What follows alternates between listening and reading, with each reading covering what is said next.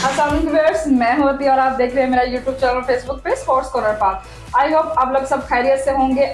कुछ नई खबरों के साथ आपकी खिदमत में हाजिर हूँ। आज हम बात करेंगे जो चैंपियन कप पाकिस्तान के जो टूर्नामेंट हो रहा था उस हवाले के फाइनल के हवाले से, जो कि कल शाहीन के मुताबिक अच्छा स्कोर तो नहीं बन सका, जो कि लेकिन अगर बात करें हम इनकी बैटिंग के हवाले से या बॉलिंग के हवाले से, सिर्फ 123 रन के ऊपर ऑल आउट टीम जो थी माहौर की वो पवेलियन जो हमें लौट गई।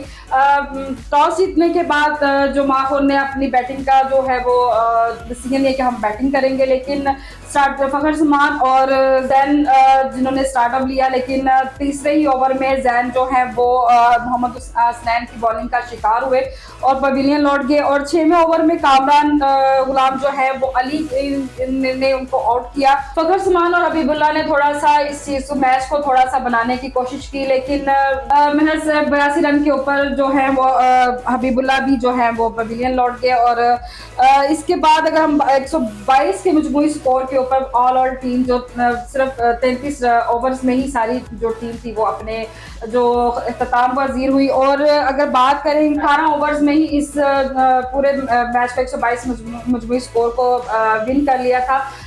मुझे एक बात समझ में नहीं आती कि पूरी अगर टूर्नामेंट की हम बात करें तो क्या ये बहुत अच्छा टूर्नामेंट रहा है या इसमें नया टैलेंट जो है वो आपके सामने कुछ नए जो टैलेंट वो सामने आ सके हैं। क्या ये पैसे का ज़्यादा नहीं था कि अगर पूरे टूर्नामेंट को हम देखें, इस पिच की अगर बात करें, इस विकेट की अगर बात करें, तो शुरू में तो बड़े अच्छे रन इसमें स्कोर हुए हैं, लेकिन आस्ता आस्ता जैसे जैसे वक्त गुजरता गया, हालांकि इनकी और बैटिंग को इम्प्रूव होकर आनी चाहिए थी सामने, लेकिन उतनी ही गंदी के 122 रन के ऊपर आप पूरे ओवर्स भी आप खेल ना सके और आप सारी टीम जो है वो आउट हो जाए। और वो ठीक है, वो 18 ओवर्स में उन्होंने इस चीज को चेस किया, लेकिन बाकी खिलाड़ियों की हम बात करें तो क्या चीज सामने में आई है, मुझे तो इस टूर्नामेंट की कुछ समझ नहीं आ सकी है।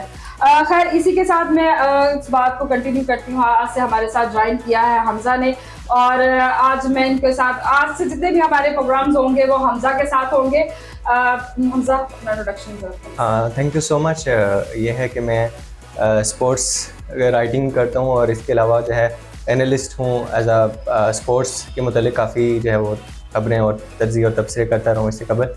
तो ये है कि थैंक यू सो मच, आपने मुझे अपॉर्चुनिटी दी कि मैं आपकी टीम को ज्वाइन कर सकूं। इस चीज़ को थोड़ा सा दिलचस्पी भी बनाते हैं, क्योंकि इनकी परफॉर्मेंस पे तो हम बातें अभी तक करते भी आए हैं, लेकिन इनमें से जो टैलेंट की बात हम करेंगे, इसमें से जो चीज़ें जो बेस्ट बैट्समैन हैं या बॉलर्स हैं उनके बारे में डिस्कशन करते हैं। हमजा, मुझे बताइएगा जो कल वनडे मैच हुआ है, इसमें माहौर और पैंथर के दरमियान जो मैच हुआ है उस पर आप बताएं, आपकी क्या राय है, क्या क्या चीज़ इनकी जो सामने आई है, क्या बेहतरीन इनकी परफॉर्मेंस रही है?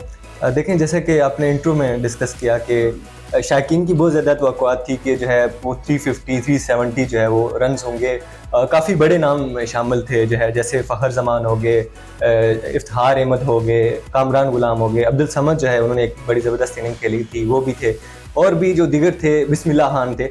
लेकिन वो जो है या तो कोई पिच का मसला था या इस तरह की कि वो 123 रन पे ही वो ढेर होगी सारी टीम। और जब इब्तदाई जो है 2 विकेटें 6 ओवर्स में जो है वो गवा बैठे, फिर क्या हुआ कि जब 82 रन पे जो है हसीबुल्लाह की विकेट गई, तो उसके बाद तो जैसे लाइन थी वो लाइन में वो यके बाद दिगरे जो है वो आउट होते गए। और इस तरह फिर जो है आपने देखा कि दूसरी टीम को भी मुश्किलात का सामना रहा है। जिस तरह जो है जब पैंथर्स मैदान में उतरे तो उनके लिए भी मुश्किलात का सामना रहा है, और गो के उन्होंने जो है 18 ओवर्स में जो है वो रन्स चेज कर लिए, लेकिन यह है कि 5 खिलाड़ी उनके भी जो है वो आउट हो गए। और उनकी तरफ से भी कोई बैटिंग में अगर कोई आप कहें कि जी काबिल कदर जो है उन्होंने बैटिंग की, वो भी इतनी काबिल कदर नहीं थी। जो है शादाब खान ने 15 रन बनाए, उस्मान खान ने 16 रन बनाए, जो अब्दुल बंगल जाई हैं उन्होंने 41 रन बनाए। और ये है कि अगर 250 भी होते तो जो है वो रन चेज हो सकते थे, लेकिन ये है कि वो 122-23, और ये जो है ना शायकीन को जो है वो मायूस करने वाली बात हुई है। उस तरह से वो खेल नहीं पाए या तो उनको इस तरह से पिचेस नहीं दी गई। आप अगर पिच की बात कर रहे हैं तो पहले इब्तदाई दिनों में तो इसमें 250 स्कोर तक भी गया ना। ये जो अब आके क्या इनकी पिच का मसला था, इनकी परफॉर्मेंस का मसला था, इनकी बॉलिंग का मसला था, किस लिहाज से इनके स्कोर जो है वो लिमिट्स वो कम होती गई? अच्छा देखें, पहले जो है ना बैटर्स को फेवर देने के लिए जो है वो पिचेस बनाई गई, 350 से भी अबाउ जो है वो रन जाते रहे, और इवन दो चेस के करीब भी कई इनिंग्स गई हैं।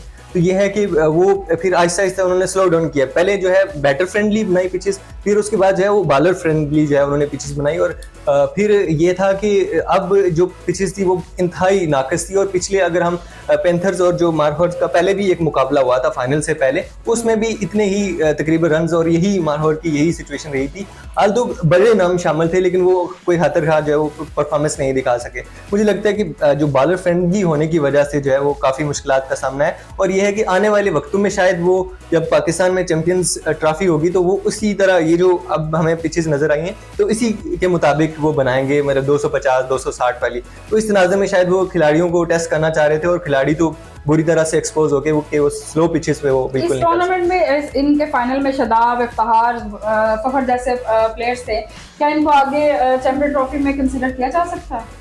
देखें अब इन तीनों का जो नाम सामने है, आप देखें कि जो टॉप बैटर्स में से 5 जो हैं बल्कि 7वें 8वें नंबर पे भी नहीं है, ये ना शादाब हैं ना जो है बॉलिंग फिगर में भी, और इफ्तिखार की बात की जाए वो भी नहीं। इफ्तिखार ने कल जो बयान दिया वो बड़ा जो है मुज़ायका हेज था कि आप जो है मीडिया इस तरह से प्रेशराइज करता है, उनकी परफॉर्मेंस जो है वो ना होने के बराबर है। और ये है कि फ़खर जमान का भी नाम जो है वो टॉप बैटर्स में नहीं है, और जो कि होना चाहिए था, डेफिनेटली होना चाहिए था लेकिन नहीं है। और वो ये है कि मैं समझता हूँ कि जो टॉप बैटर्स की लिस्ट में फ़खर जमान जो है जो पिचेस उनको मैसर आई वो उस तरह से नहीं थी जिस तरह से वो खुल के जो है वो खेलने की कोशिश करते। और शादाब खान का मैं बताऊं आपको, शादाब और फ़खर मुझे लगता है कि कहीं ना कहीं बेशक वो परफॉर्मेंस ना होने के बावजूद भी जो है वो कहीं ना कहीं आगे वो कंसिडर होते हैं। अच्छा, ऑल ओवर टूर्नामेंट की हम बात की जाए तो क्या आउटकम कल सामने आया है? क्या चीज़ का नया टैलेंट कोई आ सके सामने, या उसको कंसिडर करेंगे इन फ्यूचर?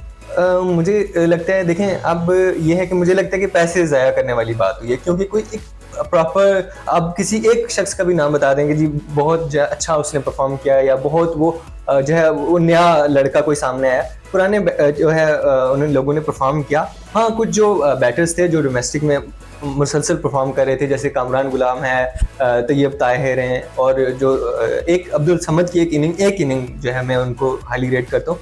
बाकी जो है वो इतना किसी ने काबिल कदर जो है वो इस तरह से नहीं किया। अलबत्ता मोहम्मद हसनैन जो है उन्होंने बड़ी ज़बरदस्त परफॉर्मेंस दी, उन्होंने जो है 6 मैचेस में 17 विकेट्स ली, तो वो एक काबिल कदर जो है वो परफॉर्मेंस कंसिडर की जा सकती है। बाकी जो है वो बिल्कुल स्ट्रेस की बात की जाए तो टॉप 5 जो बैटर्स हैं आप किनको शामिल करना चाहें? आपके माइंड में कौन से ऐसे 5 बैटर्स हैं जो कि टॉप 5 में आएंगे? टॉप 5 में तो बज़ाहिर तो हमें लिस्ट जो है वो मिल गई है कि कौन कौन से बैटर हैं जो सामने आए हैं। अलबत्ता मैं चाहता था कि जो है इसमें टेस्ट के कैप्टन जो हैं पाकिस्तानी टीम के शान मसूद हैं वो सामने आते, जो है फ़खर जमान सामने आते, इफ्तिखार अहमद को चांसेस मिले हैं, या शादाब या दूसरे, उनको उस तरह से वो प्रॉपर नहीं खेल पाए। अब शान मसूद की इनिंग्स देख लें या जो फ़खर जमान है उनकी इनिंग्स के अल्दो ये ओपनिंग करते हैं लेकिन इस तरह से वो परफॉर्म नहीं कर पाए जो बड़ा नाम था। इवन मोहम्मद रिजवान जो हैं वो भी इस लिस्ट में जो है वो कहीं नज़र नहीं आया, हालांकि उनको भी होना चाहिए था, टॉप 4 में होना चाहिए था, लेकिन वो नहीं है।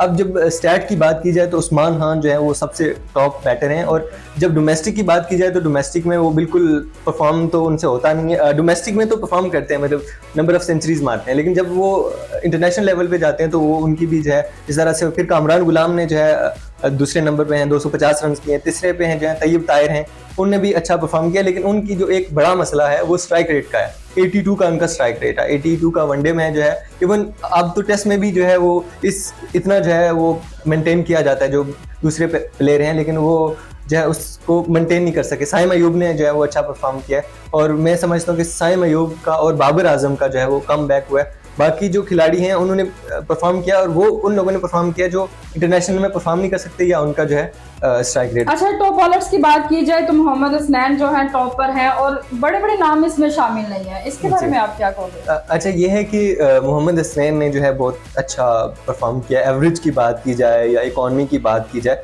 तो वो बिल्कुल बेहतरीन जा रहे हैं, और ये है कि 17 विकेट्स लेके जो है वो टॉप विकेट टेकर बने हैं।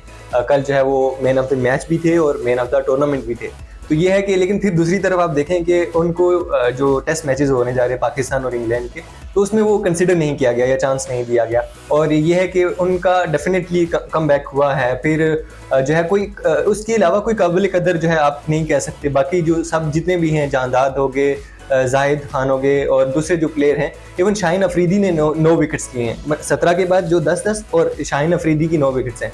और फिर ये है कि शाहीन की बात की जाए या नसीम शाह की बात की जाए तो वो कोई अच्छा परफॉर्म नहीं कर सके या वो आउट ऑफ फॉर्म होते चले जा रहे हैं। तो मैं समझता हूँ कि इनको भी अपनी परफॉर्मेंस पे जो है वो गौर करना चाहिए, और मोहम्मद हसनैन अगर अच्छा परफॉर्म करे तो उसको जो है ना आगे के लिए कंसिडर करना चाहिए। लेकिन ये उसके साथ तो बेचारे के साथ एक नाइंसाफी है ना कि आप इंग्लैंड की सीरीज में उसको बेचारे को प्ले ही नहीं करवा रहे। फिर इस टूर्नामेंट का क्या फायदा होगा कि जब आपने इस टैलेंट को निकाला भी, उसको परखा भी, उसको आजमाया भी है, लेकिन आप उसको आगे यूटिलाइज ही नहीं कर रहे हैं, तो फिर आपकी इस टूर्नामेंट करवाने का तो पैसे ज़्यादा करने का मकसद हुआ ना। अगर आपने तो फिर पूरा टूर्नामेंट का एक तो लोगों को मायूस भी किया, लोगों की उम्मीदों पे भी आप पूरा नहीं उतरे, ना बैटिंग में ना बॉलिंग में, और आप आगे लोगों का माइंड सेट कर रहे हैं कि हमने इंग्लैंड की सीरीज में भी यही कुछ ही करना है। जो कंसीडर हो रहे थे आपने उनको इसमें शामिल नहीं किया, और वही रटे रटाए आपने प्लेयर्स को है वो उसमें ऐड किया, वही शाहीन, वही नसीम, वही सब कुछ है जिनका आप अभी जो परफॉर्मेंस